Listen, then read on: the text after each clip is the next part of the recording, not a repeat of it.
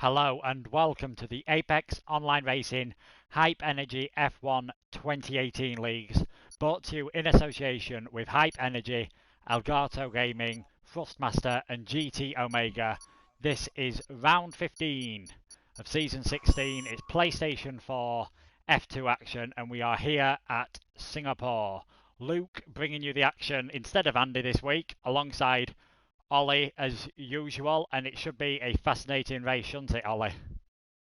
Yeah, it's been one of them races that I think a lot of the drivers have been slightly dreading, but many of them will be excited. It's a race that I'm personally quite excited for because it does always throw up a little bit of a spanner in the works. We've got a really intense championship battle between Sean and the H-Eagle that has been evolving and developing throughout the season and really hit its peak when Sean had his DNF at his, well, not really his home Grand Prix, but a race that he personally said was a favourite of his, where he had a bit of a mistake and finished down in 12th, and then it did not start with a race ban at Hungary. It's just 32 points between the H-Eagle and Sean at the moment. The H-Eagle has moved on to a separate account now. He's in the FTR account. He has joined their esports team. So if there is a minor change in his account there, that will be what it's down to.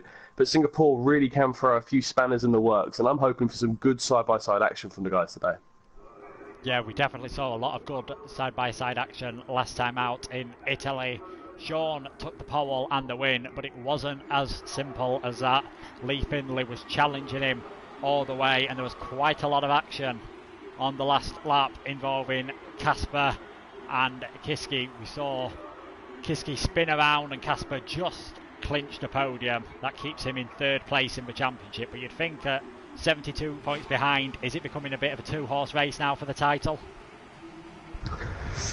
It's a tough one to say. I feel like Casper's picked up form in probably the worst time. He's been going quite well, but he's not really hit the big points, the podiums, week in, week out. He needs to try his best to pick up that consistency. His best opportunity was really when Sean had that 2 weeks where he scored 0 points and could have relatively gained 50, but it's very much a case of if Sean and the H-Eagle drop points this week and a win for Casper, he could well be back into the hunt for the championship.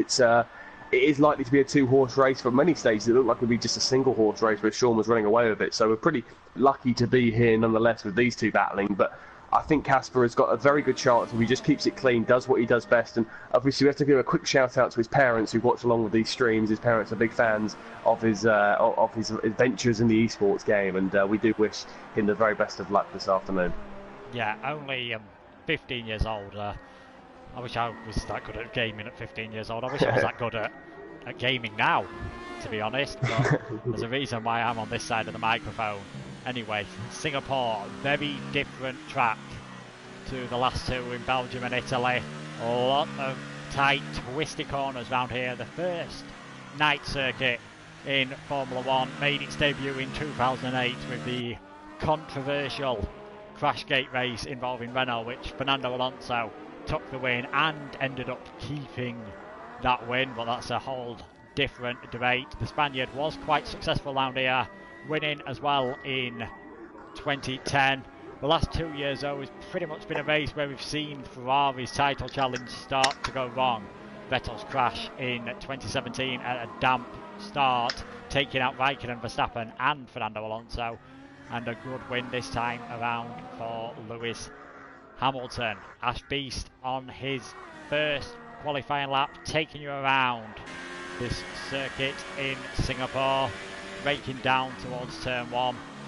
Got to be nice and careful around here, don't want to be too greedy. Quite easily to get a penalty on a few of these corners. It's gone for the hyper soft tyres, not one that we're thinking could be useful for the race. Tyre wear is going to be a big issue around here. Yeah, the Hypersofts are not ideal for race pace, but if you are qualifying on them, you could get just a few laps. We're imagining around about 7 or 8 laps on the Ultras with 3 to 4 for the Hypersofts. So if you can elongate them tyres and you're very good on them and you can manage them temperatures, which is a big challenge around here, especially with the tricky night conditions that do kind of make it a bit more of a spectacle, of course, with the lighting, but does actually add a bit of a sparkle for them tyres. It makes it a little bit more difficult to hold on to them. Ash so far has been doing a good clean lap. It doesn't look like he's putting maximum effort at the moment. It just looks like he's lifting off slightly and not putting too much. He's a little bit wavy, losing the rear end, a couple of snaps of oversteer, especially through the Singapore sling. He's trying to just keep it nice and tight. You can just see they've gone very wide through there, so I don't think Ash is on for a very competitive time. I think he might just be on for a banker lap, which many of these guys will want to do. If you can set a banker lap, you can then keep it nice and clean for the remainder, because if you make a mistake qualifying down in, say, 19th, it's not ideal around here. Yeah, wall's very close to the circuit. We've seen at races early on in the season how quickly it can go wrong in qualifying. Ashby's just giving the wall a slight kiss there. Slight reminder of what can easily go wrong. He runs wide out of the final corner, and that will have been enough to invalidate his lap time, so not a banker lap for him. Daniel has got a banker in. It's a 1:34.4, quickly beaten by Cherry Pie in the Toro Rosso. Yeah, Cherry 2 Pie also on the hyper soft tyres. We'll quickly run you through what tyres all the guys are currently on. The top 3 at the moment, all on the hypers. In fact, made that top 4 with Dan Daniel to Cherry 2 Pie, of Ruben on the soft compound tyres. Blizzard, Lee Findlay, Ash Best, Big Parenta, Jim Pasty, VP Vettel, Sean, H Eagle, Tactician and McGrady, all on the pink hyper soft tyres, with Joglar and Jundu on the ultra softs, with the remaining drivers of Casper, Nico and Ruben all on the yellow walled soft compound tyres. Starting from 11th downwards could well be a bit of a joyous moment for some of these drivers. You can keep it nice and calm and pick a fresh set of tyres, go a little bit longer. The overcut can be successful, as overtaking isn't impossible round here, but as well, I've noticed a few times as well, heating up the tyres after a pit stop can actually be quite difficult. We saw it as well last week in Italy, where a couple of guys exit the pits on the overcut and come out with a couple of tenths gains. So if they can do that in the race with race pace, it could be an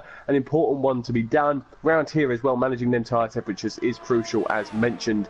As well, we got to mention how tight the walls are. I think you mentioned it, Luke, how tight and close the barriers are. One little mistake could cost you major points around here, so the drivers will have to remain alert at all times, in the words of Jolyon Palmer, keeping it nice and clean and simple. You want to just do this, you want to do the basics well, and then you want to do the fancy stuff, the overtakes, a little bit later on. So a lot of these guys will just be setting banker laps at the moment, just to get themselves into the groove, into the momentum. You can be quite nervous going into these races, but at the moment it's Cherry 2 Pie from Davidos in second, with Kieski in third. That is your top 3 ahead of just around 12 minutes to go in qualifying.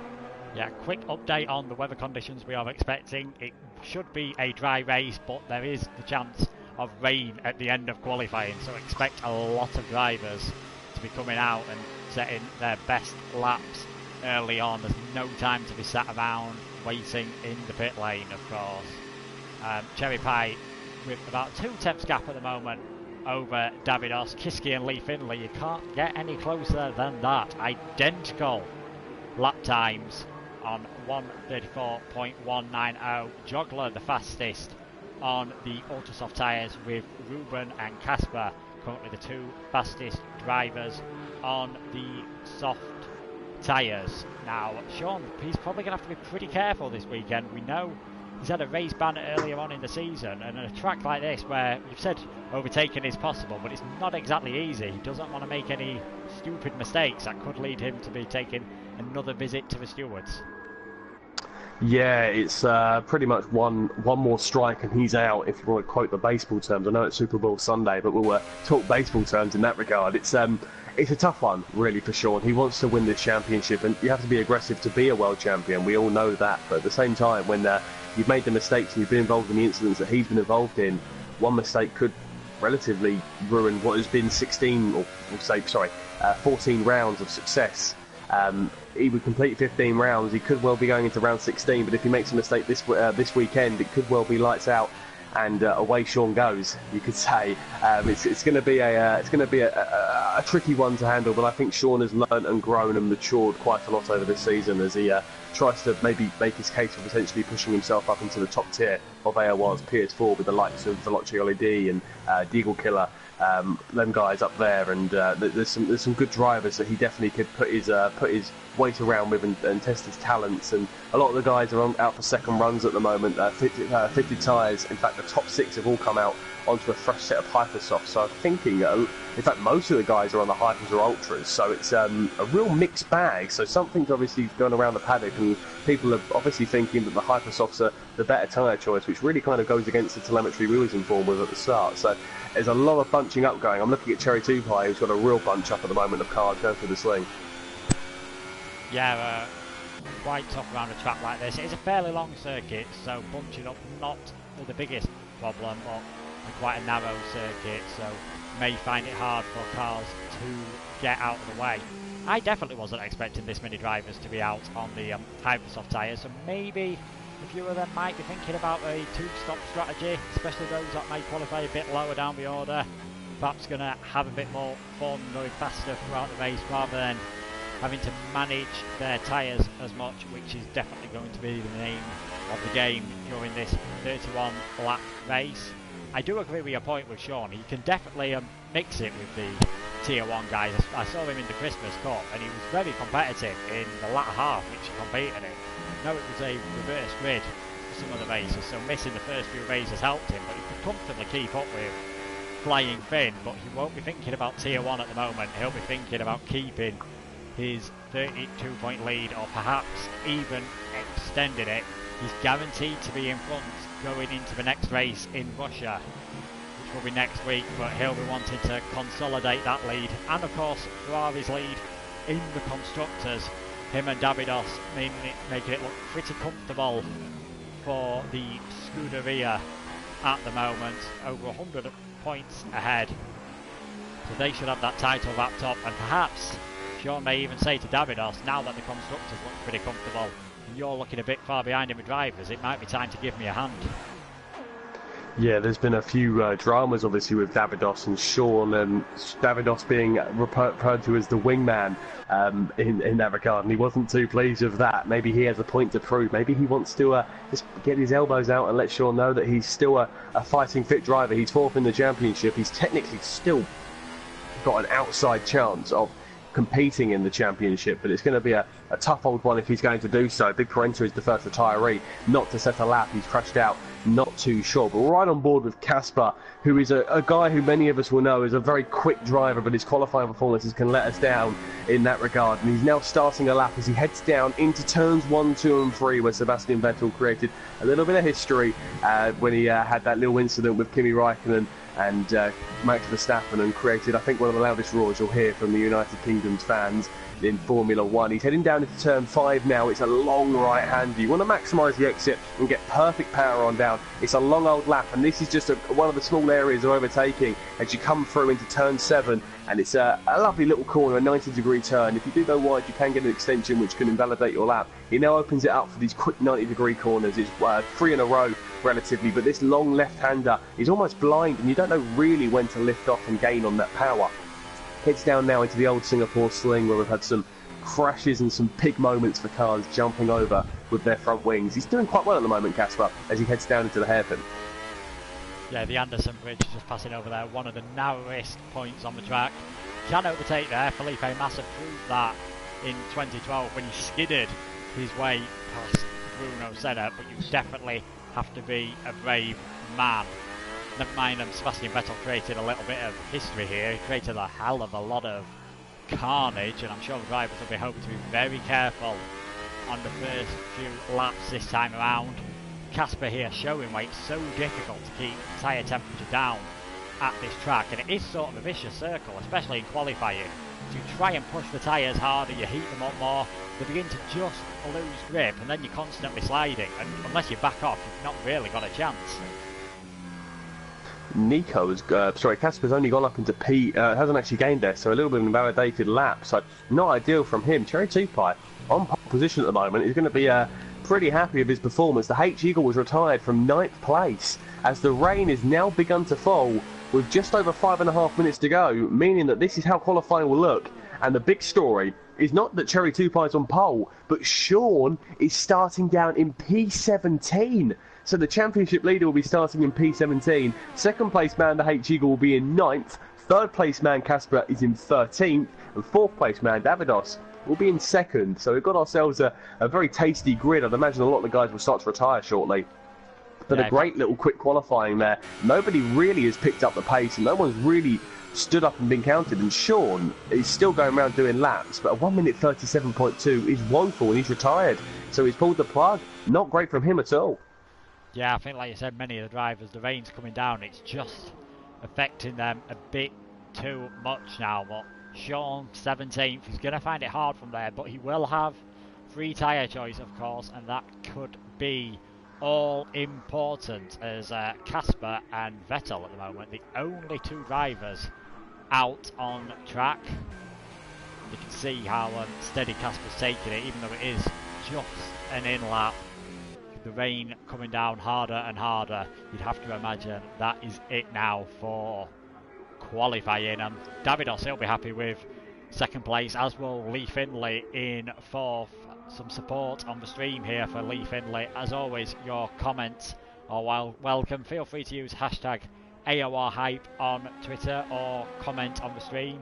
There is a good battle, of course, for third in the championship. Just 9 points separating Casper, Davidos, Tactician and Lee Findlay. So Davidos and Findlay will definitely be happy with their qualifying performances so far, as will Tactician in 5th place. Yeah, it's really shaping up for an interesting Grand Prix. I want to keep an eye on Ruben, though, who's gone onto the intermediate tyres for this qualifying session. So maybe he's just testing out the water, if you pardon the pun, and he's going to go out there and just see what he can do, dip his toes into it, and just get maybe feel for it. Obviously, no expected rain for the Grand Prix, so it's obviously not unheard of. We've had rain once before in F1. But it's a bit of a strange situation for many of these drivers. They've only got 3 minutes to kill, and I'd imagine most of them are going to retire. Hopefully they do retire and we can get things underway. But it's going to be one we have to keep a close eye on now, with Davidos now retiring as well. Cherry Tupai is going to pick up his second pole position of the season, his first one coming at Canada. And when he done that, he dropped down from 1st to 10th in only a few laps. So looks like he's going to get himself a second pole position in his AOR PS4 career, I believe. So it's going to be a big test for him and a big task. He's normally a guy who's sticking out there and trying to follow, so we'll keep an eye on what he's able to do. He didn't really have much pace. He was telling me before the race, so he wasn't expecting too much, but he's gone for pole, and he was one of the first guys to set his lap, got some clean air, and it's a pretty good competitive time. 1 minute 33.7. There is a few guys coming out on track. In fact, Ruben is coming out onto the intermediate tyres, so there are only 5 guys who are still out there yet to retire. Ash, Casper, Pasti, Ruben and Joglar, with Ruben about to go on the green striped intermediate tyres just to entertain us a little bit to see what he's able to do. But I get a distinct impression this could well end in some carbon fibre and a tyre barrier maybe just slightly being damaged. Yeah, Ash Beast definitely deserves some points for effort there, trying to hang on those slick tyres. DRS was disabled, just showing how wet it got, and some great rally crossing skills in the McLaren, but not really conducive to setting a fast lap time. So now it is just Ruben out on track, and Casper's the only other driver not to have retired from the session yet, but I can't see Ruben actually being able to get round in time, maybe to start a flying lap. Yeah, I'm imagining this is just him to maybe just get some comfortability, just keep himself going. Sometimes drivers like to just keep racing and keep going because it keeps you in that momentum. If you take a break of, let's say, 10 minutes, maybe you lose it a little bit. Obviously, you've got the formation lap to get yourself back into the groove, but I get the impression that Ruben's just trying to keep it going, just get his momentum going, just get a feel for the track, even in these conditions. That maybe in the future, if he races around here, this little lap that he's doing right now could come in handy, but I do not think, as you said, he's going to get across the line. I'm quite surprised at the moment that he's keeping it on track, because these intermediates are probably feeling a little bit cold and a little bit wary, because they're yet to really... I mean, this is the first time anyone's gone round these wet tyres around this track, and obviously with the fresh water, the standing water is probably hindering quite a bit. He hasn't ended up in a wall yet, but with 30 seconds to go as he heads under the grandstand, one of the most iconic modern Formula One corners for me, that is. A lovely little slide there from Ruben, the Spaniard, doing a good old job. He's going to come across the line, 20 seconds to go. I think he's just going to make it. Let's hope you're going to have to go for another lap with him, I think. Yeah, keep the action coming here. Drifting slightly there as he comes across the start-finish line into turn 1. He's gone for the full setting. That's a bit brave. in this weather, and now he's had enough, I think. Yeah, he's decided to retire there, so fair play to Ruben for at least testing the water, but he is going to be calling it a day there. So let's run you through the classifications once again. If you hadn't already seen it, you had 10 minutes to pretty much soak it in, but you're going to get it one more time. It is going to be Cherry Tupai on pole position, ahead of Davidos in the Scuderia Ferrari. In third place is Kieski with Lee Findlay in fourth. Tactician on the pad is in fifth with Dan Daniel in sixth. Jodlar, impressive seventh for him with Blizzard up in eighth. The H-Eagle, second place man of the championship, starts in ninth with Ruben in 10th. Jundu is going to get a fresh choice of tyres in probably the best position he could find himself. He's in 11th with Jim Pasty with only 2 points in the championship so far in 12th. Casper in 13th would be pretty disappointed with his run. His fastest time was on the soft compound tyres, however. Nico in 14th with McGrady in 15th, and Vettel, his VP teammate, in 16th, with 17th being the championship leader of Sean, with Ash Best just behind him. It looks like it's going to be a tight qualifying session. It's going to be a very tight race. I don't really think we learned too much from that, Luke, in that qualifying. Still, the pace that the guys have got, because we obviously know that Sean is a very competitive driver, but what we do know is that this could be a very chaotic Grand Prix as a lot of drivers find themselves out of position.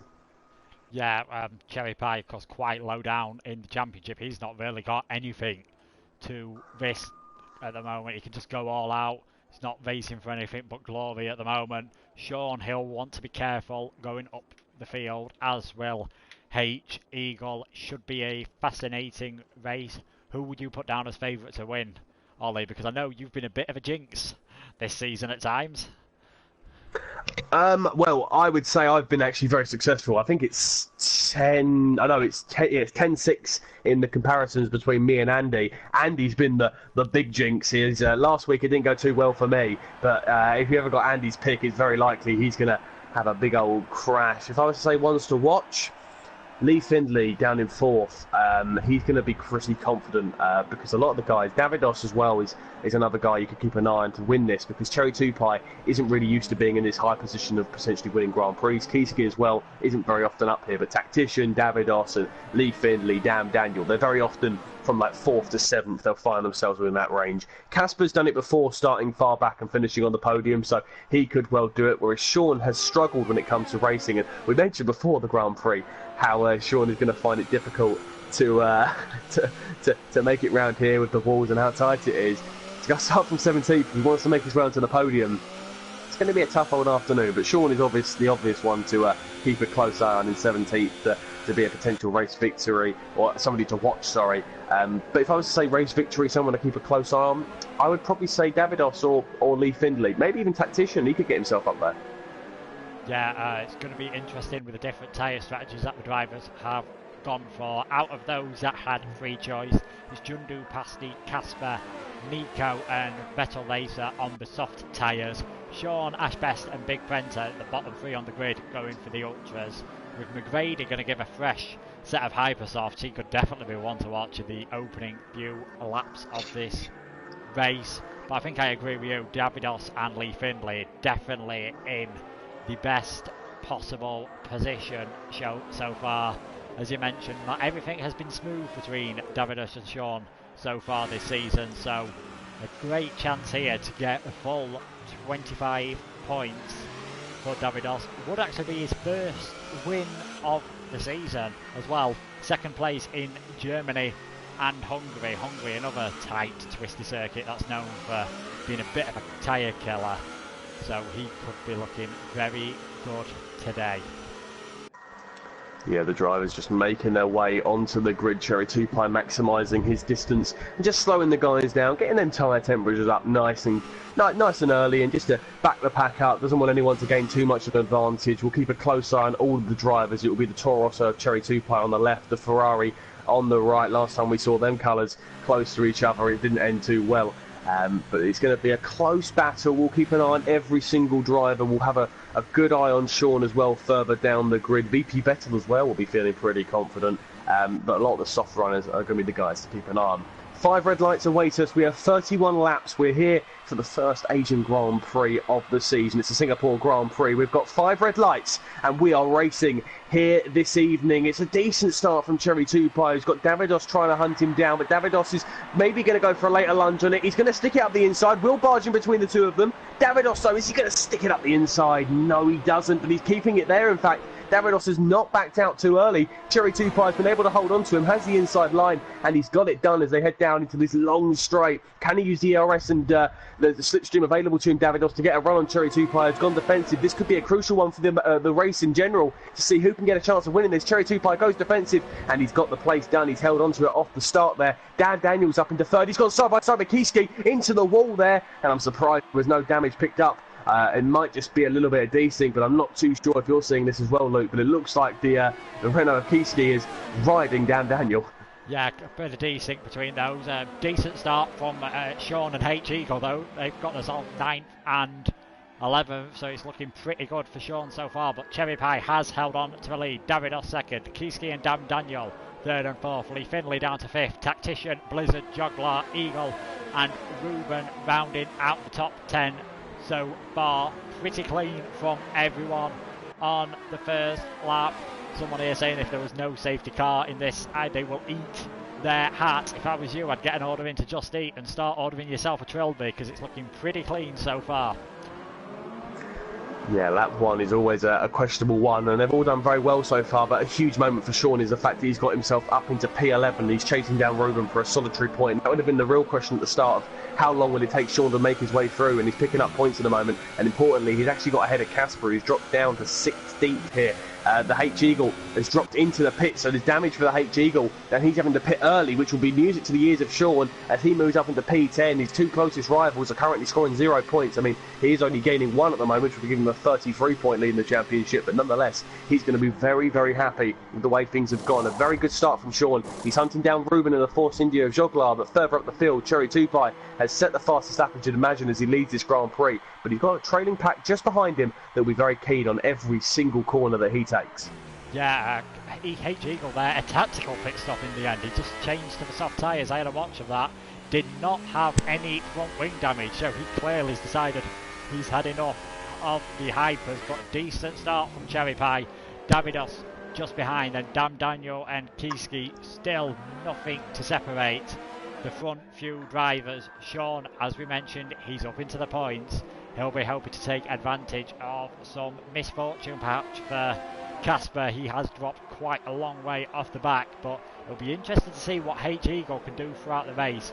30 laps does seem a long way to go on those soft tyres. He's going to have to be very patient throughout this race. Yeah, you'd imagine he's got some confidence in him that he can get them softs till the end of the Grand Prix. If not, then it's a huge risk. But the softs are pretty invincible round here. It's the hypers that really fall off, and the ultra softs find themselves struggling a little bit. We'll keep an eye on the closest and the highest runners of the ultra softs. The highest ultra soft runner is Joglar. The highest soft compound runner is VP Vettel Racer. So them two will be the kind of dark horses, if you like, to keep an eye on. Sean, though, he's no dark horse. He's making it very clear that he wants to make his way for up as Ruben has started into the pits. And it looks like a lot of the guys are going in for this tactic of going onto the soft compound tyres, as Ruben has pitted for them, and I believe McGrady also is coming onto the yellow striped soft compound tyres. The H-Eagles just coming through the final few corners now. We mentioned, though, about how it takes a while for them tyres to heat up. It looks like the H-Eagle is struggling with that as he comes through the final corner. Ruben is coming through and exiting the pits now, so it doesn't really look like he's picked up too much pace. It does take a little while for these to heat up. But if he is going to be making them tyres last to the end of the Grand Prix, it's going to be a long, long game for him. He needs to keep it nice and clean. Sean is battling with Joglar and Blizzard at the moment for a P7 that could be vital. Blizzard is holding up, but Joglar is going to go for the move up the inside. He's got it done just before the sling. Lovely manoeuvre. And Joglar, the ultimate opportunist there, has moved himself up into P7. Sean will now be trying to ramp it up and line up a manoeuvre on the Renault. He doesn't want to make it too dangerous. Nice and clean from Sean. He's in P9 at the moment. He's gaining 2 points on the H-Eagle, who has pitted onto the softs. Yeah, Sean doesn't want to get held up at all here, but doesn't want to take a big risk. He's trying to have a move on the inside of the Renault. Nicely done, but Blizzard will be trying to get him back. Sean's still going to have the inside line. They're going side by side. Now Blizzard has the inside. Good defending there from the Renault driver. Sean thinking about the cut back, but it's very difficult down there and it can easily go wrong. So he's just going to have to wait another day. Blizzard will be pitting anytime soon, you'd expect. And as I say that, he does dive towards the pit lane, so that's another place gained for Sean. He is up to 8th. Most of the Hypersoft runners have had enough, including our race leader, Cherry Pie. He is in the pits as well, so that's Kiski now out in front, and followed by Lee Findlay and Tactician, your top 3. This is now the battle for 4th place. Sean, he will have DRS coming down this long straight.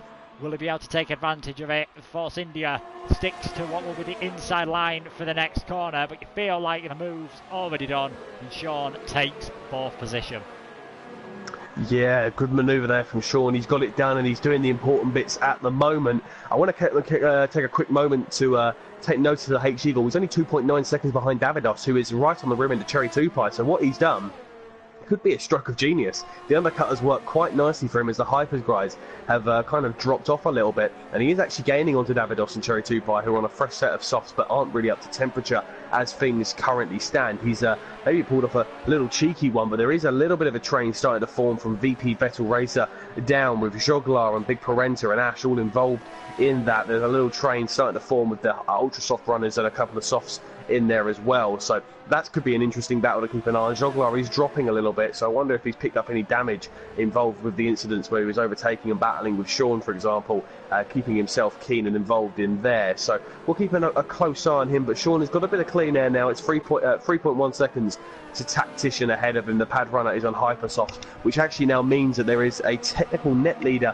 of Sean, who started right at the back of this Grand Prix. Will be taking a net lead here, and he'll have some clean air to maybe just stretch out his legs a little bit and see what he's able to do. A lot of the guys have pitted. Sean has not. He leads this Grand Prix from VP Vettel Racer and Big Parenta just behind him. We'll keep an eye on the likes of Kiski and Lee Findlay, see if they come out anywhere near where Cherry 2-Pie is. I think Kiski could be quite close, in fact, from Cherry 2-Pie, who is exiting out of the pits now. Cherry 2-Pie just coming down the start-finish straight. It's going to be very tight, but Cherry 2-Pie has got the place done on Kiski there and holds onto it. Davidos has actually been a little bit hindered here, as Kiski is going to come out ahead of the Ferrari runner and has moved himself up into a net second place. You'd say just with a lot of the guys ahead of him to come in, but Nico has crashed out. Nico is out of this Grand Prix, so Nico has lost it down into turn 5 and into the wall he's gone, and that's Nico out of this Grand Prix. Big shame from him. Here's our first casualty as Kiski's gone round the outside of Davidos here. Fresher tyres for the Ferrari driver. They're battling side by side. Davidos is going to stick it round now. He's going to just about avoid the wall. This is paying dividends for Cherry 2-Pie as things stand. Up the inside goes Davidos. Can he stick it there? Just avoiding that wall, and it looks like the Renault might just come out on top here. All this is doing is really giving Cherry 2-Pie a bit of a breathing space. 3 seconds now. Cherry 2-Pie has pulled out from Kiski, who has moved up ahead of Davidos and held on to that place. Yeah, one of the big losers from that period of pit stops is Dan Daniel. He was fighting with Kiski, of course. He's now back 6 places behind him. It is still very close with all the drivers that have pitted. For those on the ultra soft tyres, we're expecting them to come in round about laps 9 to 11.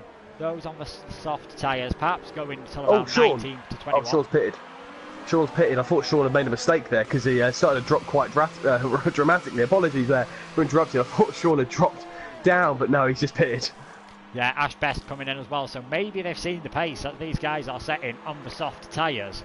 And as you mentioned, like, the undercut could prove to be very effective. These softs perhaps going to be the best race tyre. So that's VP Vettel in the lead so far, but where will Sean come out after all these pit stops? It's going to be outside of the points again, so after starting fantastically on the first lap and getting up to 11th, he's got quite a bit of work to do again. He's down to 13th at the moment, but of course the front 3 drivers still yet to pit. So that's Vettel, Frenta and Jundu leading. Cherry Pie, the net leader at the moment, then Kiski, Eagle, Davidos, Ruben, Tactician and Lee Findlay. We've still got another 26 laps here to go at the Singapore Grand Prix. Yeah, the H-Eagle's just got a manoeuvre done on Davidos down into turn 6. A lovely manoeuvre, went a little bit wide, but he's held on to it and hasn't had to give the place back. If he can get past Kiski, it's 3 seconds to Cherry 2-Pie, who hasn't really taken advantage and pulled away from the battle that Kiski and Davidos were involved with, and the H-Eagle looked very competitive, so the H-Eagle could still chase down Cherry Tupai, potentially, who is leading this Grand Prix at the moment in a net lead, you could say, with Vettel, Big Parenta and Jundu yet to come into the pits. If they can elongate their stints onto them ultra soft tyres, Jundu and VP Vettel, they could well have a part to play in the latter stages. I've got to ask you though, Luke, coming into the pits from Sean, do you think that's a bit premature? Because he was doing really well. He had some clean air. The Ultra Softs looked like they were doing quite well, and they've got some pace still in left in them, as Big Parenta's showing at the moment. Do you think he maybe could have left it a few more laps and kept going, especially the clean air he had? Yeah, I think with Eagle and some of the others pitting earlier, I think he was trying to cover those off, but maybe it would have been worth just staying out on track for a bit longer, knowing you're going to have far superior tyres at the end of the race. You'd expect Eagle, Ruben and some of the others to have to be very, very careful as they get to the final few laps. They're not going to have much rubber left, and with DRS enabling some of the others to get closer and make easier overtakes, they could find themselves almost sitting ducks perhaps at the end. Ruben here in the slipstream of Davidos, but both have DRS as Eagle and Kiski battling it out up ahead. Kiski running slightly wide there as Ruben gives Davidos a little love tap. No harm done, of course. Prenta is now out in front of the race on his ultra soft tyres. He's managed to get them to last quite a bit longer than some of the others. Eagle in 6th position, of course. He's trying to be as calm and as careful as possible. He knows this could be a great opportunity for him to get himself back into the championship. Someone here saying Brent has managed to get from the back to first place, and that could be an interesting feature in this race with all the different strategies. It could get very exciting in the final few laps.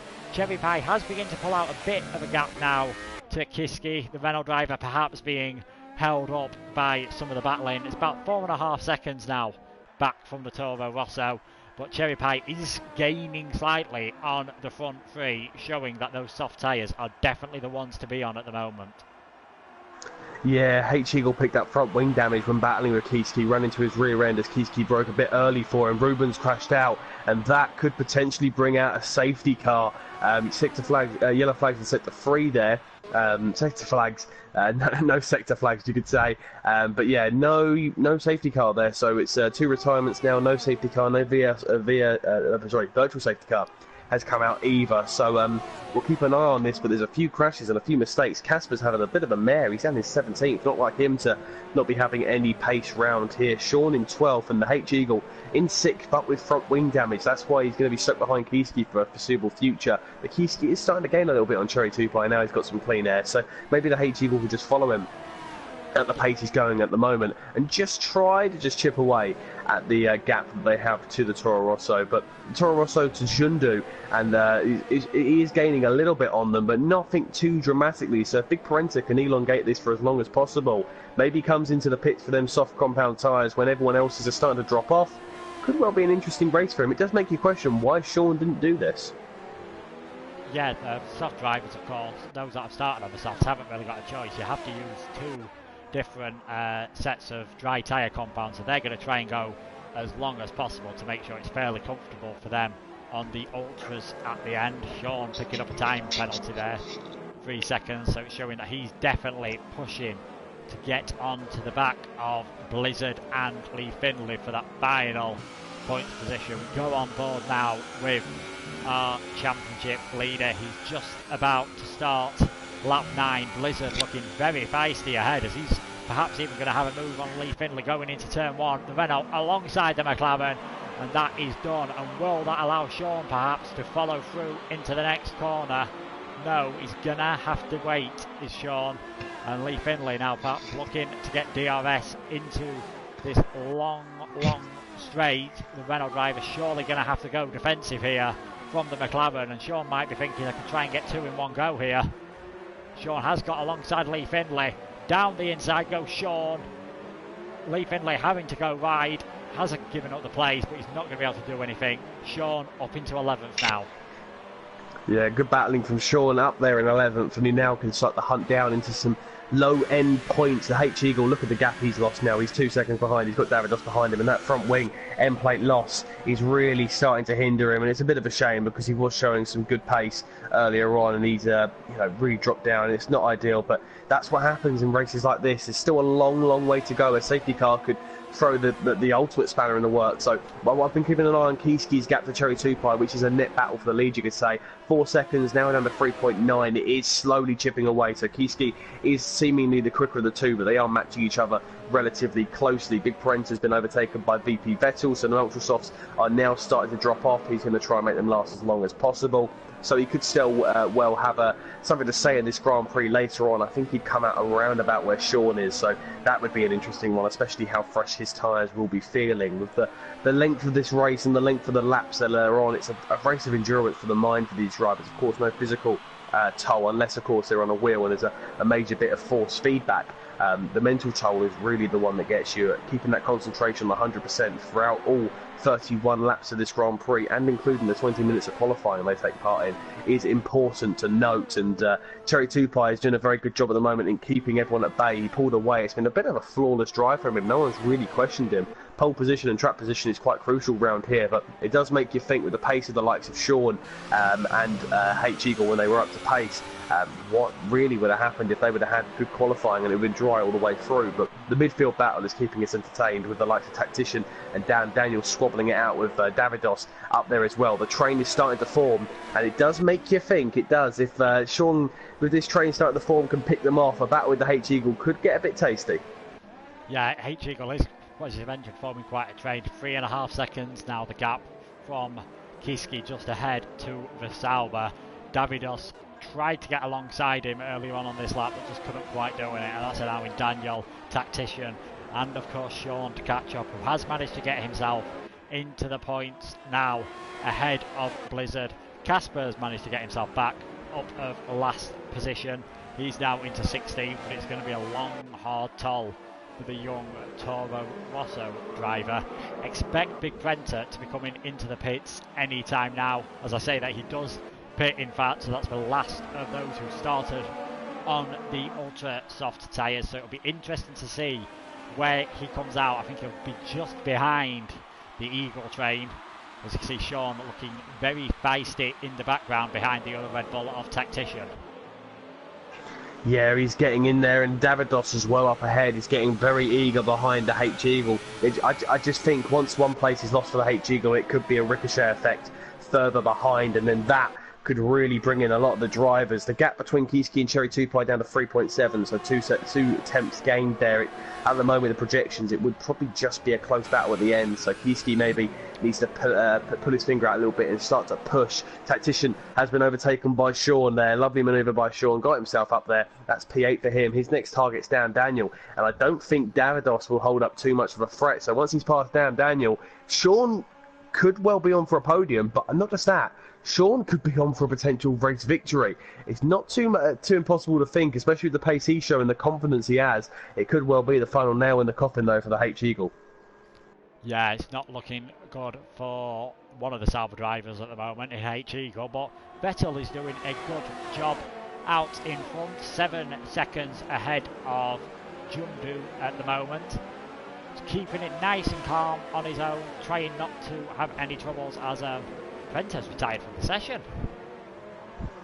So he won't be coming or making his way through the field later on. Didn't quite see what had happened there, saying there was an issue in the pit stop.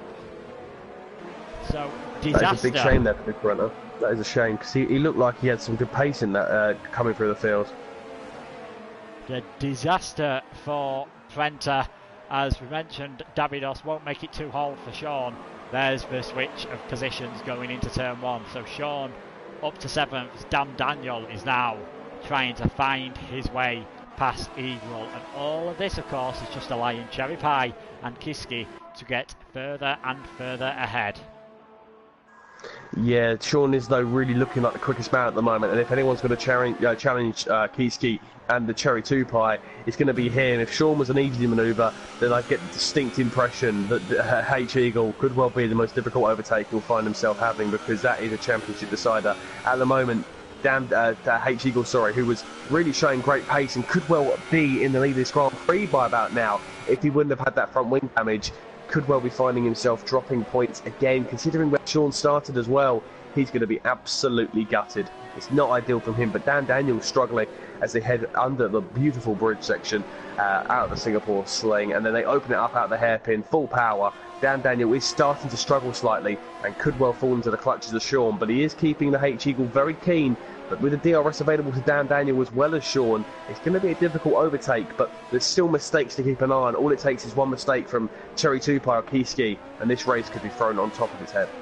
Yeah, you feel like he's going to take some opportunistic manoeuvres from Sean to try and get past. Maybe the traditional overtakes into the DRS zones aren't going to be the best opportunity. Some battles further down the field. Lee Findlay and Joglar for 12th and 13th, both very close. Sean gets a very good exit coming on to the main straight, but it's just not long enough for him to get a move on Daniel. VP Vettel and Jundu still out in front on their soft tyres. Cherry Pie 3 seconds behind Jundu. He's the first of the drivers to pit. Then it's Kiski, and then it's this long train of cars you can see on your screen. Daniel, is he going to have a look at Eagle going into the turn? Looked like a very late move. Eagle's had to go over the curve, and Sean, maybe he can be opportunistic here and take both of them. Daniel's managed to get past Eagle, and Sean's down the inside now as well. They're going to be side by side heading towards the sling. Slight bit of contact between the two of them there. This could all end in tears, but Eagle realising the position is lost, and Sean up to 6th place, Daniel up to 5th. In 3 corners, the championship may well have just been handed over to the Ferrari driver. The Flying Dutchman has moved up into P6 and, more importantly, has moved ahead of his closest championship rival in this Grand Prix. Lap 13 of 31. What that will do is now send shivers down the spine of Kiski and Cherry Tupai, who have been cruising up until now. But Dan Daniel and Sean look like they've got some business to attend to, and they've got some serious pace in their retrospective Ferrari-powered cars. So it's going to be an interesting Grand Prix from here on in. 5.4 seconds is Dan Daniel to Cherry Tupai. It's to Kiski. 9.4 to the race lead or net race leader of Cherry Tupai. We'll keep an eye on that gap because it could well start to tumble. Yeah, the cork has been popped from the bottle now, but who will be spraying champagne in 18 laps time? Perhaps, do you think, Eagle's front wing damage, because he's clearly obtained it very early on and it has killed his pace. Would he have been better perhaps just pitting and seeing what he can do with a fresh front wing that is undamaged, or do you think he's done the right thing just staying out and trying to fight it? Well, he'd done a really good job. He was doing a very solid job. Blizzard's DNF'd and crashed out, heading down into turn 5, I believe. Turn 5, just on the exit on the right-hand side. He's obviously hit the wall. No safety car for that one, so Blizzard is our 4th casualty. But yeah, the H-Eagle, how difficult it is to overtake round here, I think he's made the right call. I think trying to hold up the guys, which he was doing very successfully until Dan Daniel just went for that late lunge. No one was testing him. Nobody made the move. Davidos didn't attempt it, and nobody really took the risk to go for it. And Dan Daniel just said, okay, I'm going to go for it here. What have you got? And he didn't have anything. And Sean realised once he had that manoeuvre and realised that H-Eagle really didn't have the cornering, that if you put him under pressure, he's going to crumble. And it's a shame, really, because he probably was the quickest guy on track until he ran into the rear end of Kiski. But it's a racing incident that is sadly potentially not just cost him a podium, but maybe cost him a championship. It was a long shot in the first place, but Sean will be very happy with the way things are going at the moment. He's now battling with Dan Daniel for a net podium. Yellow flag in sector 3. Davidos, spawn. Oh, Davidos is gone. Davidos, a big shame for him. He's now dropped down behind Joglar. So Davidos, who is having such a good race, a 3-second time penalty, another one for Sean as well. So the Ferrari boy is not having a great race at this stage on lap 15. Yeah, Davidos will definitely have to replace his front wing. We saw Lee Findlay just heading down the escape road there as well, but just got it wrong out of the turn. At the more than right angle corner, the tyres getting a bit hot, and indeed he has retired from the session. So I'm thinking enough's enough after that damage. Oh, Ash! Ash has gone into the wall as well now. Ash has just crashed into the wall on the exit. He's now coming to the pits, but Ash has just hit the wall at a mighty bump. So I think both of them have picked up damage. Yeah, so it's going to be some busy pit stops for the boys from Woking at the moment. Both McLaren boys damaging themselves. Lee Findlay going onto the ultra soft tyres. It's going to be a challenge to get them to last 17 laps, but perhaps trying something different this time out. Cherry Pie is beginning to close up now on Jundu. The gap is just over a second. Expect these two out in front to be out for another lap, or well, at least another few laps now. Sean still behind Daniel. They've got up to within about 3 seconds of Kiski, so the gap is coming down slowly, but perhaps not as fast as either of the drivers would have wanted. On board with Sean, he's all over the back of Daniel, but just no way through for the Ferrari driver at the moment. Just got to be patient. As it stands, he would be taking a 34-point lead into the next race, and the opportunities, of course, for others to catch up to him are getting slimmer and slimmer. Russia, the next race, that will be the final one before we have a 1 week break, and then Japan, America, Mexico, Brazil, and the season finale in Abu Dhabi to follow.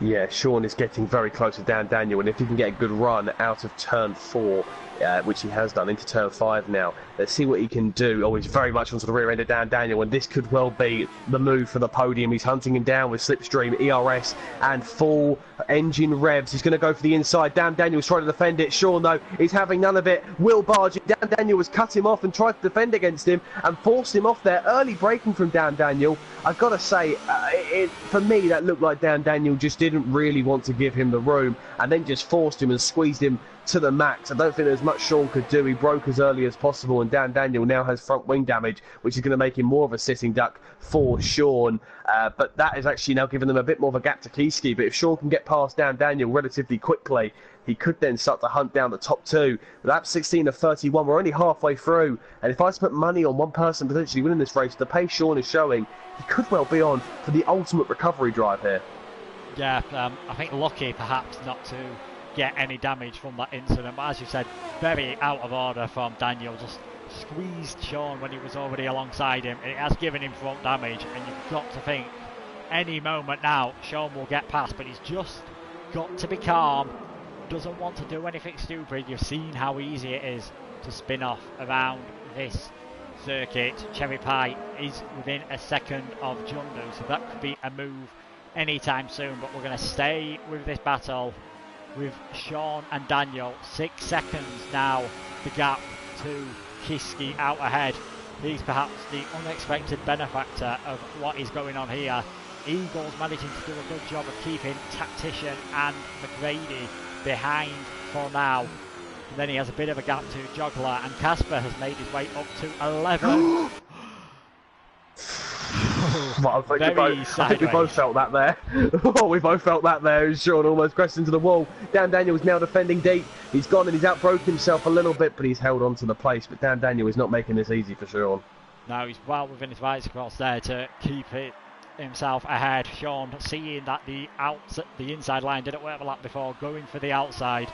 Cherry Pie and Kiski will be loving what is happening. They're perhaps not aware of it, of course, and you can see how the front wing damage is affecting Daniel a lot more than Eagle behind. I think he's got quite substantial damage, and if it wasn't in 5th place, he surely would have pitted right now. This allowing Joglaw to catch up. McGrady has managed to get past Eagle, as has Tactician, so the Sauber driver down to 9th. Yes, Ash has retired as well from the session, so we're up to 6 retirements now, just 13 runners left. Yeah, keeping an eye on the Cherry 2 Pie Kiski gap. All this is doing actually is helping Kiski kind of gain a little bit on Cherry 2 Pie, so another spanner into the works. His Cherry 2 Pie's tyres really aren't that fresh compared to Jundu, only 3 lap difference, so he's not finding too much grip onto Jundu, who he's hunting down in that Mercedes. Tactician is past Sean, going round the final corner. It looks like Sean has picked up some damage as well, so Sean's race could well be over, but he's now going up the inside of Tactician. He lost him into the position again, into P6, so Sean, making some silly mistakes, has dropped down a few places, but he's back up there. I don't think Sean picked up any front wing damage. I think Dan Daniel, I'm not sure if you saw, did Sean pick up any damage? I didn't see if he has picked up any damage. It's a lot less substantial than that Daniel has picked up, I should say. Can't see any on Sean's car, but you can just see by the way Daniel's having to go around the corners. He's really struggling. A lot of the elements on that front wing missing. Very complicated front wings. They should be slightly simpler this coming season in 2019, which might make for better overtaking opportunities. But Sean thinking he doesn't need any simpler front wings. He's just desperate now to get past Daniel. The gap to Kiski's grown to nearly 10 seconds. Sean clipping the wall there, getting away with it just about. But Daniel's doing a better job than I thought he'd be able to do of holding them off. But you've got to feel that something's got to give soon. Yeah, there's a few guys behind as well getting very eager to get past them, so he'll have to keep that nice and calm and nice and clean. Penalty-wise, Cherry Tupai has a 3-second time penalty, whereas Jundu has got none, neither does Kiski. I think Sean has a couple, so that could play into effect later on in this Grand Prix, depending on if Kiski can gain onto the rear end of Cherry Tupai. If there's any mistakes, a mistake from Cherry Tupai could cost him the race, and that might be a little bit devastating for him. It will be a complete turnaround compared to what happened at Canada. Sean, though, taking a great line through the final corner compared to Dan Daniel. I get the impression it is now just a matter of time. He needs to do what I think he done with the H-Eagle, which was test him and brake later. He didn't do it there. The H-Eagle was done a very similar thing to Dan Daniel. And he's now been put under pressure, and now he has to react. And let's see what Dan Daniel was made of. He is really struggling. The tyres are going to be feeling every inch of this damage to the front wing as well. Dan Daniel taking that inside. He saw how difficult it was for Sean to get past him. He's squeezing him every single inch. Let's see what Sean can do round the outside. It looks like he can get it done. He needs to keep on the throttle. Dan Daniel has pushed him completely off the track there, but Sean is sticking it in. He's not taking any prisoners, but Dan Daniel has kept it in there. I'm quite surprised considering the damage to his front wing, but that could hinder his line, and Sean has got to go for a late lunge. He's got to test him. He's got to go late on the brakes. He's got to make him question. There is Dan Daniel. That's exactly what I meant. And Dan Daniel's ended up in the wall. I said he needed to test him, and he's done that. Dan Daniel had made it too much of a personal squabble, and Tactician, I think, had to brake there, maybe picked up some damage, but he had to do it. He had to test him, and the issue was Dan Daniel there has made it more of a personal thing with Sean because of the fact he cost him front wing damage and kept on pushing him off, and he kept on doing little risky, dangerous moves, and that is probably why he's ended up in the wall. He's been pushing it a bit too much. The tyres have overheated. There's no grip, and that is Dan Daniel out of the race, and he could well have been on for a good position if not for them silly mistakes he made earlier on. Yeah, we saw Daniel at the start of this lap actually run wide at turn 1. I think, as you said, he was just pushing too hard in desperation to keep Sean behind him, but with the front wing damage, he was just going to be killing his tyres, and in the end, he said something had to give, and that something was the front right suspension of Daniel's car against the wall. He is out of this race. Just 12 runners left now. We are on lap 20. It's Vettel Racer in the lead, then Cherry Pie, Jundu, Kiski, Sean, Tactician, Eagle and McGreedy battling. Joglov as well, he's just made his way up to 8th place, and then Casper in 10th at the moment, but he has pitted in the second of the Toro Rossos, and Jim Pasty and Lee Findlay just outside the points. Yeah, now we have to keep an eye on the gap between Sean and Kiski. It was 12 seconds. It's now already down to 11. So I get the impression that Sean might just be flying at a rate of knots as things currently stand. He's really pushing things and starting to get that V6 up to speed and getting all 6 of them cylinders working in tandem with some fresh, clean air. It's 2.7 seconds to the car behind him. It's 10 seconds to the car ahead of him. It's going to be close. And the fact Kiski as well was starting to get held up by Jundu could play into his advantage here. Cherry Tupai could gain onto the rear end of Vettel, and that could hold him up potentially as well. But Sean just needs to keep it clean. If he gains a second per lap, he could well be on to the rear end of Kiski. Cherry Tupai has everything to do at the moment. He's keeping it nice and clean. He just needs to focus on himself, because this could well be his first win of the season. Yes, a result all pretty much out of nothing for Cherry Pie. He's only had 4 point scoring finishes all season. No higher than 6, but he did well getting pole position here and has so far managed to keep it clean as Jundu finally pits in the Mercedes after 20 laps. He'll be going on the Ultrasofts to the end of the race, so he could be one to watch as he comes through the field. That promotes Sean up to 4th position. The VP Vettel Racer still out in front, kept the gap to Cherry Pie at about 7 seconds, he's then 5 seconds back to the Renault. Sean, as we mentioned, he's already gained a second on Kiski, so he's 10 seconds behind with 10 laps to go. Then Tactician, Eagle, Juggler, Jundu and McGreedy has just pitted as well. So he's going on to the ultra soft tyres for the end. There's a few drivers out here going for a two-stop strategy, which I thought with the length of the pit lane here was a bit of a risk to do, because it means you're going to be losing a lot of time in the pits and going to have to do a lot of overtaking out on track. Yeah, it's obviously everything is so difficult round here. I just think of it as Monaco on steroids. It's longer than Monaco. It's just as tight at points as well. But with a couple of overtaking overs, so it does keep it a little bit interesting. I need to quickly mention penalties. Cherry 2 Pie is 1 warning away from a 3-second time penalty. If we see it pop up in that left-hand corner, spot left-hand corner, that is the game changer we could well be seeing, as Cherry 2 Pie could drop out a little bit and cost himself a race victory. So we'll keep a close eye on that. I'll keep an eye on Cherry 2 Pie as well as he makes his way through selected corners. Sean is not gaining as much anymore. That battle with Dan Daniel has cost him the peak of his soft compound tyres at the moment, and he's starting to struggle a little bit as well, Sean. So he's just making it to the end. He knows he's in third. He's on for some good points. He doesn't want to push it and risk a penalty or a puncture as well. Another thing to note as well, I'd imagine Dan Daniel won't be too happy. I can't imagine the stewards will see that as Sean's fault, so I can't imagine a black flag or a blacklisting will come from that incident. But Kiski's keeping it clean. Cherry 2 Pie now just needs to keep it clean himself. One penalty could cost him this race. Yeah, we've seen quite a lot of times throughout many tiers this season, penalties can make quite a big difference. I know in one of the F4 races I commentated on back in France, the winner across the line ended up in 5th after penalties were applied. Casper sets the fastest lap of the race, making what he can of those ultra soft tyres. Got about 14 seconds though to get up to 9th place. Lee Findlay is just ahead, but he's also on the ultra softs. Jundu, as I mentioned, he's going to be one to watch as he tries to fight his way up the field. If it stays as it is, Sean would have a bigger lead than before. 6 points gained on the Eagle, so 38 points would be the lead. If he can get it up to 43 points in this race, then he could afford to finish second for the rest of the season, and he would have the title. Yeah, and as well though, we have to pay attention to the fact that H Eagle is missing 2 races. Yeah, indeed. So perhaps this could already be enough as it stands.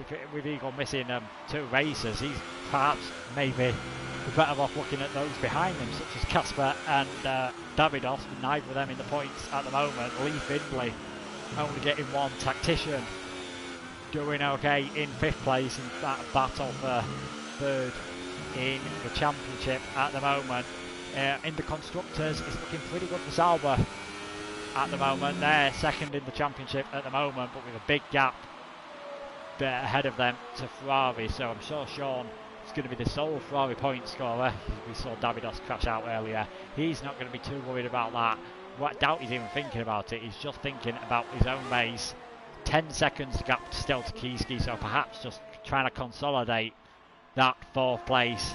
Maybe thinking that some of those ahead tyres might wear off, but Vettel has done a fantastic job. 23 laps so far on those soft tyres. Could we see him go onto the hypers at the end and have a very interesting final few laps?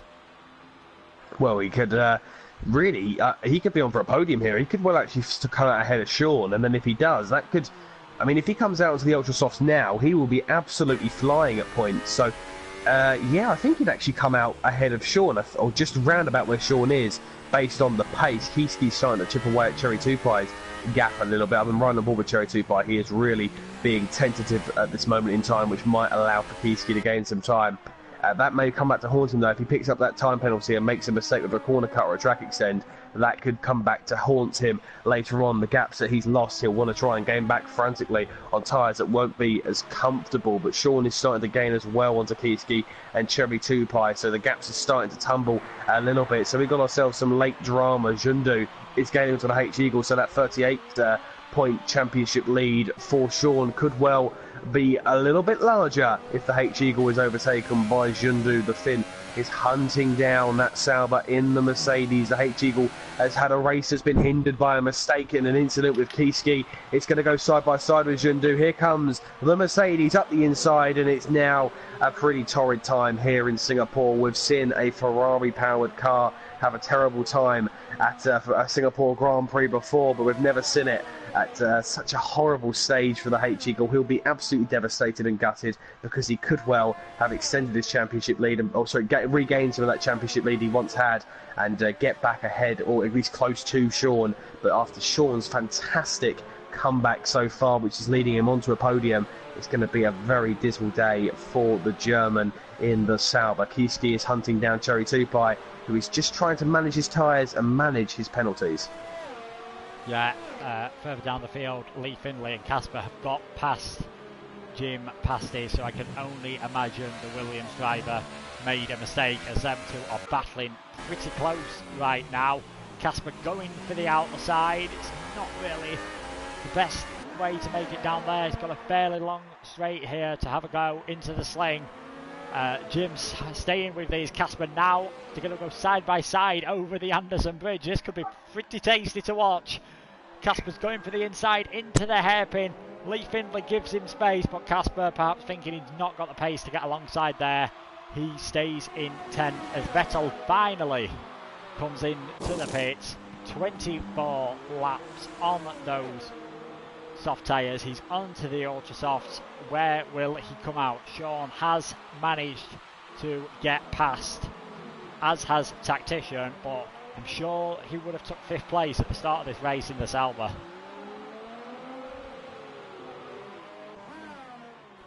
Cherry Pie now the leader, 5 seconds from Kiski. Sean further 10 seconds back, and then Tactician, Vettel, who we've just seen pit, Joglar just passed by Jundu as I say that, so those softs working well on the Mercedes, and then Eagle, Lee Findlay, Casper, Pasty and McGrady, the 2 runners outside the points, will run through the retirements. Dan Daniel, we saw him fight a bit too hard with Sean. He retired at the Singapore Sling. Ash Best and Davidos spun off pretty much at the same time. Blizzard had an issue as well. Prenter had problems in the pit stop. What a shame for him. Where could he be in this race right now if it wasn't for that? And Ruben and Nico retired in the very early stages. Yeah, it's going to be one of them ones where VP Vettel will be probably up there for driver of the day if it wasn't for the fact that Sean has had an absolute flyer and got himself up into 3rd after starting so low down. But Vettel is all over the rear end of Tactician. He could be a little bit of a spanner into the works of Sean and maybe just be a bit of a favour to the H-Eagle if he can get onto the rear end of Sean, which I imagine he might get very close to. Cherry Tupai is playing it safe, going through and lifting and coasting for a lot of corners just to make sure that his tyres are safe and that he doesn't make any mistakes that could lead to a corner cut warning. But VP Vettel is the man to watch at the moment as he flies through the field. He's all over the rear end of Tactician, pushing him through the final corner. He pulls over to the inside line. Can he get it done before the braking zone? Of course he can. That Sauber moves himself up into P4 in contrasting conditions to his teammate who is down in P8. He's moved himself up into 4th after a comfortable manoeuvre. Next up for him is Sean, so he could do his teammate a bit of a favour here. 5.3 seconds. It is going to drop quite dramatically. Long old lap, so there's still a way to go in this Grand Prix. And Sean could well be feeling the heat. Could it be a podium for VP Vettel Racer here? It would be an uncharacteristic podium, a podium we're probably never going to see again of Cherry Tupai, Kiski and VP Vettel. Yeah, that would be a... That he would have got some good odds on that, I feel, at the start of this race.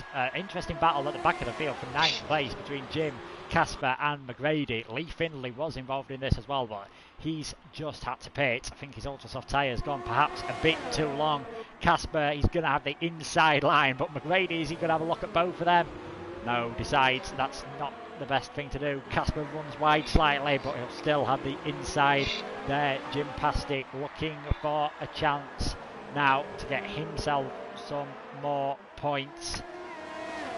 McGrady involved in this battle as well. They've got a long gap ahead of them as Casper, I don't know if there was a bit of contact there with Jim, but Casper, a fantastic drift through the Singapore Sling. He hangs on to 9th place. Jim perhaps a bit too impatient to get past there, but as I was saying, I think the Eagle will be safe now in 8th place. It's got a big gap to these guys, so it's all about keeping it clean for him.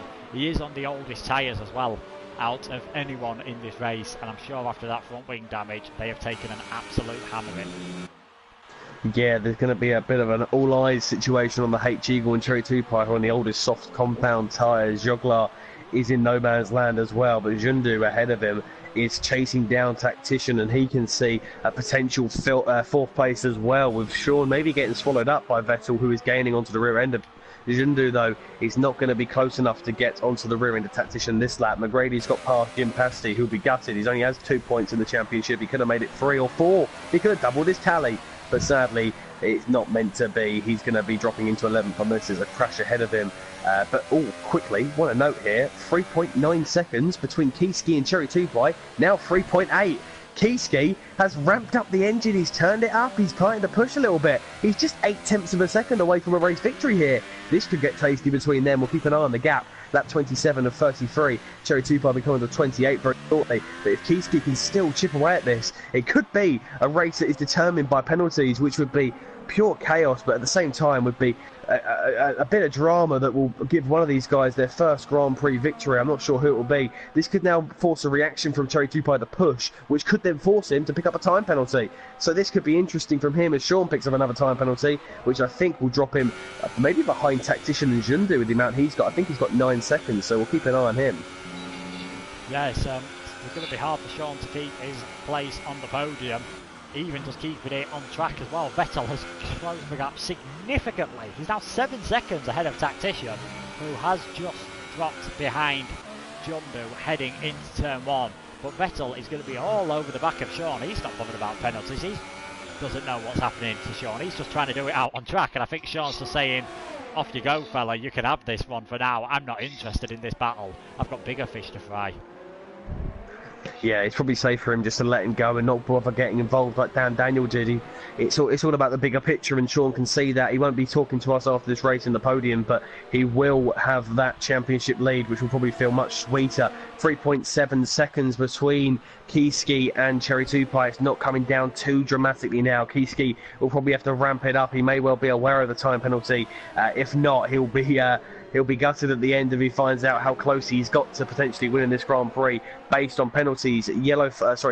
Purple sectors for Lee Findlay as he sets the fastest lap of the Grand Prix. It's now up to 4 seconds, so Cherry 2 Pie is reacting to Keyski. This is a bit of late drama between these guys to see who is able to really ramp up the pace and get that gap. It's 1 second that could dictate the 25 points of where it goes, and a first win for one of these guys. Jundu as well onto the rear end of Sean very shortly. 7 seconds, and the pace that he's showing compared to Sean, that could be down in a matter of seconds. So the last few laps here could well be full of drama. Lap 29 of 31. Cherry 2 Pie ahead of Keyski, but it could well get very tasty. Yeah, Vettel Mesa can't see him closing that 6 seconds up in 3 laps. We saw how quickly he got onto the back of Sean, so you never know here. Perhaps there could be a freeway battle for the lead any time soon. Gaps beginning to fill out a bit further down the field. Eagle just dropping back from his FTR stablemate Joglar for 7th and 8th position. McGrady has broken away from Casper and Pasty a bit now. I don't want to put a jinx on anything here, but some of these guys on the soft tyres, they are getting very, very old, and punctures can happen quite easily on this game if you push them just a bit too hard. So if I were these guys on those older soft tyres, I'd be trying to keep it as careful as possible out of the corners. No unnecessary wheel spin, because they could all end in tears with just 2.5 laps to go.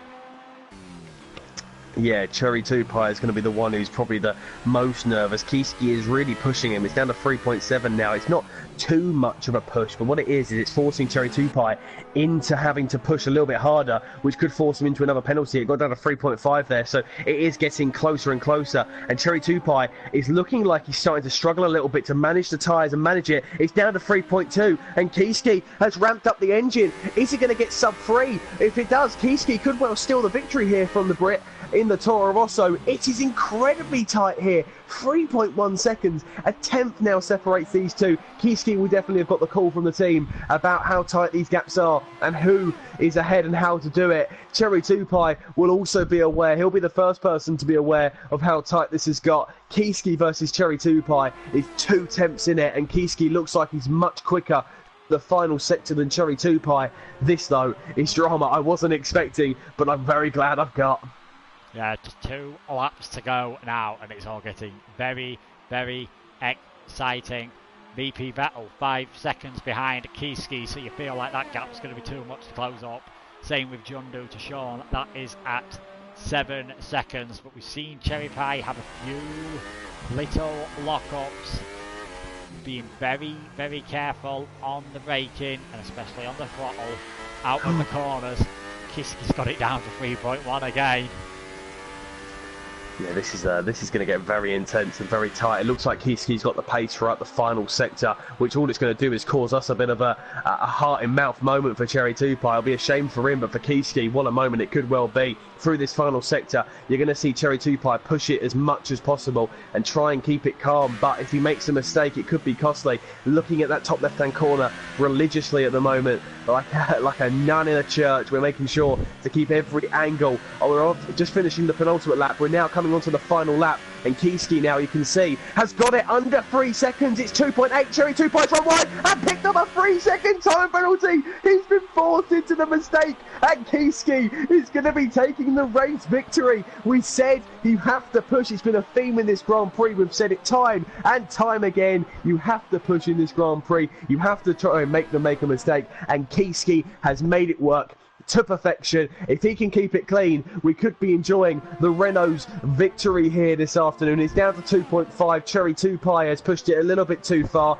and if you remember earlier on, Luke, when I said he was maintaining and keeping the gaps, he might regret it. Well, I think he might just be regretting it now. Yeah, his attention has quickly changed from Kiski to Vettel Racer. He's only 2 seconds behind now, and he has by far fresher tyres. Kiski still closing up to the back of the Toro Rosso. He won't be aware too much of the penalties that Cherry Pie has had. He'll just be keeping it calm, going through his own race now. He comes onto the, just about to start the final sector of the lap. You can see Vettel Racer just in the background there. Cherry Pie, is he going to do enough to hang on to what would still be a fantastic podium? I don't think any of us would have predicted this at the start of the qualifying session, but he got the fast lap in early on and it wasn't able to be beaten by anyone else as Cherry Tupai comes around at the final couple of corners. He's going to take the checkered flag out on track, but it's Kiski who takes the win overall. VP Vettel Racer, in the end he had penalties as well, so he will stay in 3rd place. Sean crosses the line in 4th, but what will this do to the others? We know he had penalties. Jundo's promoted ahead of him, as is Tactician as well, and Sean crashed over the finish line there. Well, Sean loves to make a bit of a scene, you could say, and he's definitely come out on top there, and he's got us talking at least. But you've got to feel for Cherry Tupai there. It was a pretty flawless Grand Prix, but it was a running theme throughout the Grand Prix that you have to push and you have to force people into making mistakes. And Cherry Tupai there, just, I don't want to say it, but he kind of didn't have the bottle, the experience to win it. Kiski, I think, maybe just took the risk and ended up coming out on top there, and he'll be the most happy of the lot. He's picked up maximum points there, and Cherry Tupai will be absolutely gutted, but it doesn't matter because he is not going to get the race victory. I don't think his penalties will be removed because track extending round here and corner cutting is a bit of a poison challenge. But we're only through the race classifications. It's Kiski who I think might just... Sean will be up there. VP Vettel will also be up there for driver of the day, but for me, I think Kiski maybe just deserves it for the bottle he showed at the end there. Great drive, and a deserved winner just for the sheer balls he had to put it on a big display here this afternoon. And this evening has been a great race, not of on track battling. There's been some good on track battling, but it's been a tactical race. Luke, if you want to quickly run us through the race classifications one final time. Yeah, so as we saw, Kiski takes his first win and first podium of the season. Cherry Pie ahead out on track, but penalties cost him his second. Vettel just in third place, then Jundu fourth, Tactician fifth, less than 200ths of a second ahead of Sean, who in the end will only gain 2 points on H Eagle. It could have been a lot worse for the Sauber driver in seventh. Joglar 8th, McGrady 9th, Casper the final points paying position after starting near the back. Lee Findlay, he'll be disappointed to only end up in 11th after 3 pit stops. Not a great race for him. And Jim Pasty in last. Dan Daniel we saw retiring, as well as Ash, Davidos, Blizzard, Prenter, Ruben and Nico.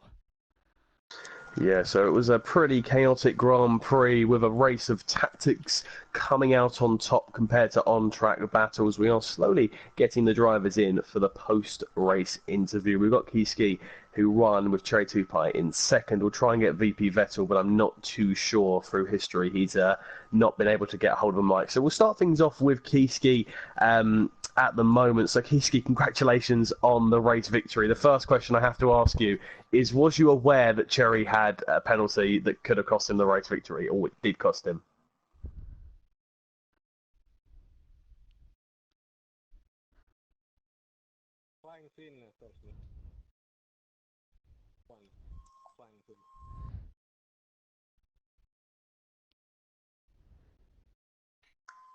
Well, it was a race that we kept on questioning the penalty and keeping, because we picked up on the fact that Cameron had a 3-second penalty and was one warning away, and the pressure he was putting on and how close it was getting and how superior you was in the final sector, gaining I think it was 4 tenths quite frequently just in the final sector alone.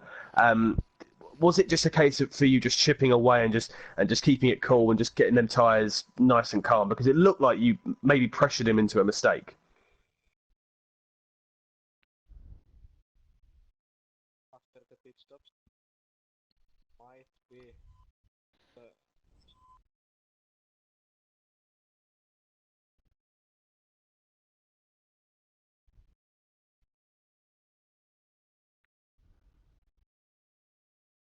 Well, congratulations on a great drive. It was one of tactical brilliance in that regard. We'll move on to Cameron, who I imagine is a little bit upset at the moment after that, because it was pretty much a flawless drive. You didn't see any other drivers on track. You didn't really have much to do. You got away at the start, you pulled away, and then everyone was held up, and there was battles, and you had it in the bag, but it just seemed to fall apart on the penultimate lap. Yeah, mixed emotions, obviously. At the start of the week, if someone would have told me I would have got P2, I would have been pretty happy with it, but given the situation it was, obviously it's a bit hard to take. But yeah, I so slowly started to see that Kiski last, 3-4 laps, was starting again, mainly through the last sector, because I couldn't deal with one of the corners. I was getting a bit of oversteer. And going on to the final lap, I had in the middle of my TV screen 200 seconds till shutdown. I didn't even know. I got around the corner. I extended the final corner, so that's where I got the second penalty from, the 6 seconds. So yeah, that 6 seconds, obviously, that was then the race gone. So I didn't really push, but I mean, if I would have still had 3 seconds, it would have been interesting to see who would have won. But I think just luck wasn't on my side today. Like, I had to get past Jundu, and as soon as Kiski came up behind him, he just pitted. It was, nah, I mean, you win them, you lose them. So it was all right. Well, it was one of them races that we was watching you closely, and I was watching on board because obviously the penalty and the drama about the race victory. Yeah. I have to ask about the driving, because it looked like once you've had that second warning, you started to be a bit more conservative. You started to not take the more aggressive lines. You played it a bit more safe. Do you regret doing that? Because if even with that, you had I think it was 7-second gap that kind of got chipped away at. If you wouldn't have been conservative, you may well have won it still.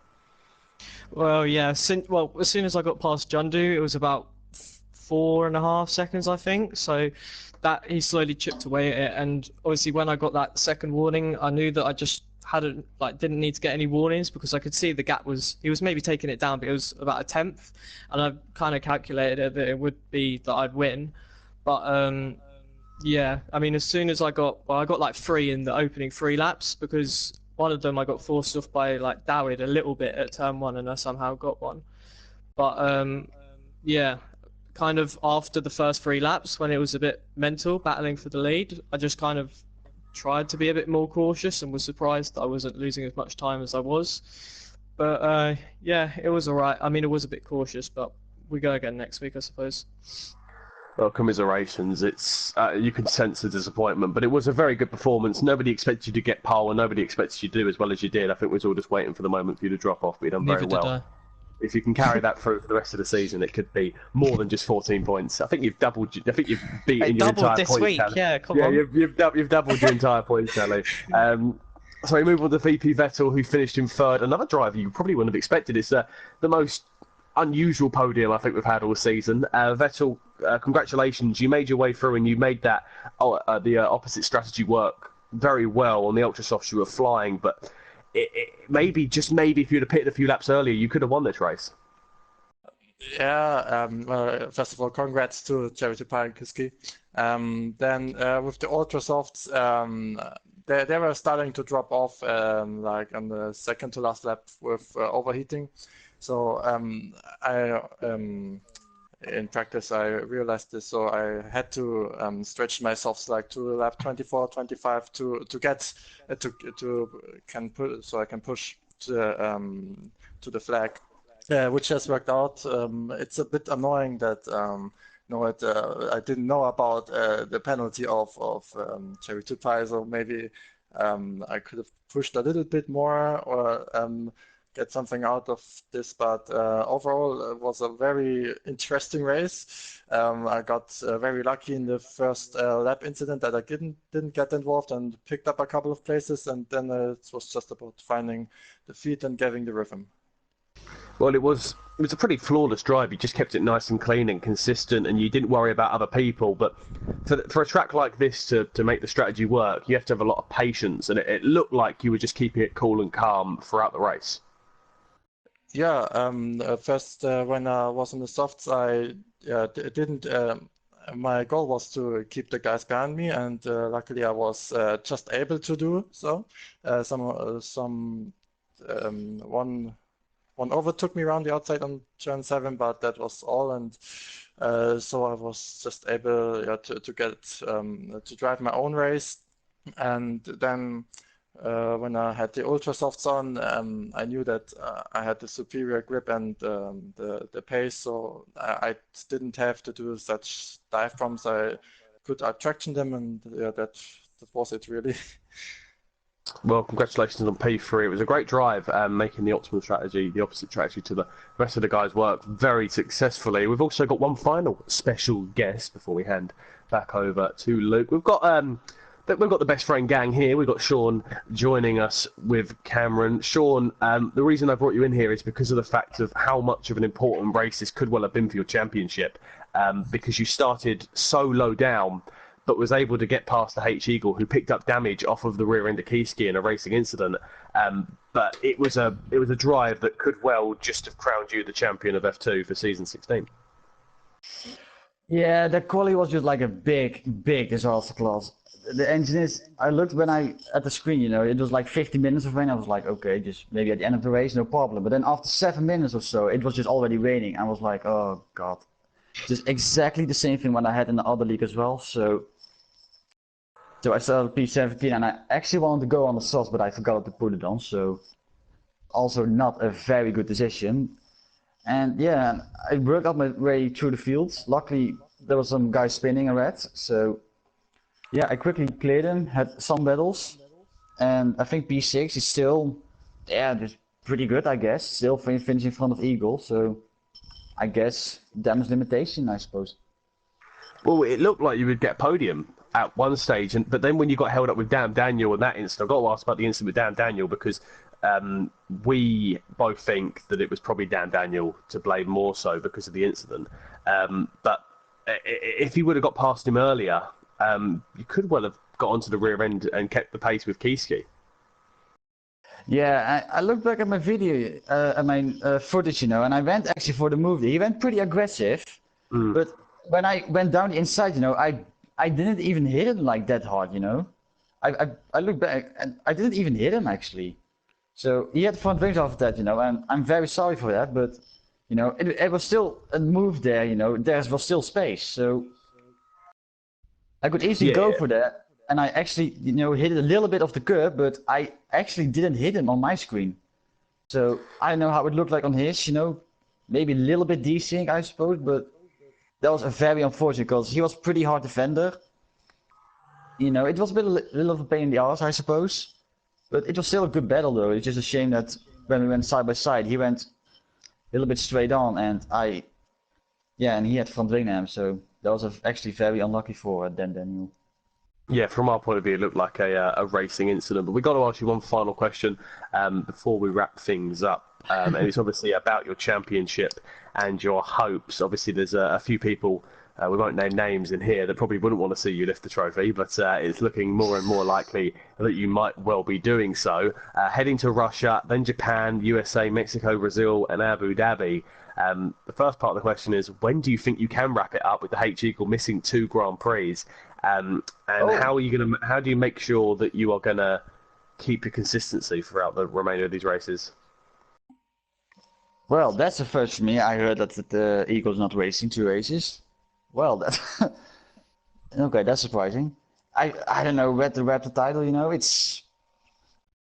It has to say Russia is such a pain. Yeah, it's just a pain for every driver, I think, because with the layout of the track. So if I have to take a guess, I think maybe Japan, I suppose. Maybe Japan, Mexico. I think that's going to be a wild guess, but maybe around those tracks I maybe can wrap up the title. Well, we hope it's later rather than sooner to keep things exciting around here. But thank you to all the drivers from Kiski, Cherry 2 Pie, Vettel, and special guest Sean for joining us. Luke, any final comments or thoughts after that? What was a pretty entertaining Singapore Grand Prix? Yeah, I think Sean made an interesting point there about the difficulty setting up a car for the next race in Russia.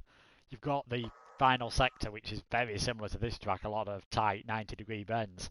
But the first 2 sectors are very quick, so I think it's going to be interesting to see what different setups drivers go for, because the best for overtaking in the race might not necessarily be the fastest in qualifying, but I think if we have a race like today where the drivers coming into the championship 18th, 15th and 12th coming into this race end up on the podium, if we have another race like that, I don't think anyone can complain.